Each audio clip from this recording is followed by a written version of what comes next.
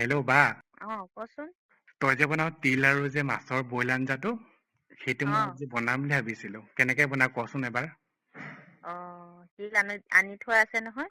তিলখিনি প্ৰথম শুকান কেৰাহীত ভাজি ল'বি। উম ভাজি লৈ তিলখিনি খুন্দি ল'বি। উম খুন্দি সেইটো কেৰাহীতে তই জোখ অনুযায়ী পানী দিবি, উম বিলাহী কাটি দিবি, অ জলকীয়া ফালি দিবি, অ তাৰপিছত পিঁয়াজ কাটি দিবি, উম আদা নহৰু জালুক সেইখিনি বটি ল'বি। উম বটাৰ পিছত মাছকেইডোখৰ দিবি আঞ্জাটো। উম মাছকেইডোখৰ দিয়াৰ পিছত সেইখিনি আদা নহৰু বটাখিনি দিলি নহয়।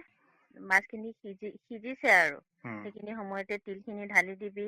অ 5 মিনিটমান উতল অহাৰ পিছত তই ধনিয়া পাতখিলা দি দিলি আৰু হৈ গ'ল তিলৰ আঞ্জা। খাই পেলাই আকৌ কমেণ্ট দিবলৈ নেপাহৰিবি। হ'ব দে ব'লক তেন্তে আজি মোৰ বায়ে কোৱা মতে আমি মাছ আৰু তিলৰ বইল আঞ্জাটো বনাওঁ। এয়া কেৱল মাছৰ বইল আঞ্জা নহয়, এয়া মাছৰ বাবে এক ব্লেক বিউটি ট্ৰিটমেণ্ট। এতিয়া মোৰ বায়ে কোৱা মতে বস্তুখিনি মই এটা এটাকৈ দি গ'লোঁ।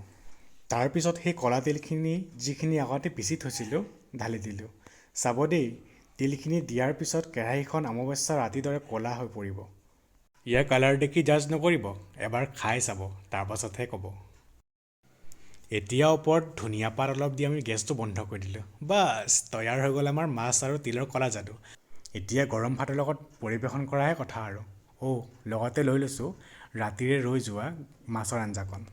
আপোনালোকক ঘৰত বনাই খাই মোক কমেণ্ট কৰি জনাবলৈ নাপাহৰিব কিন্তু। ময়ো বাক ফোন কৰি জনাম।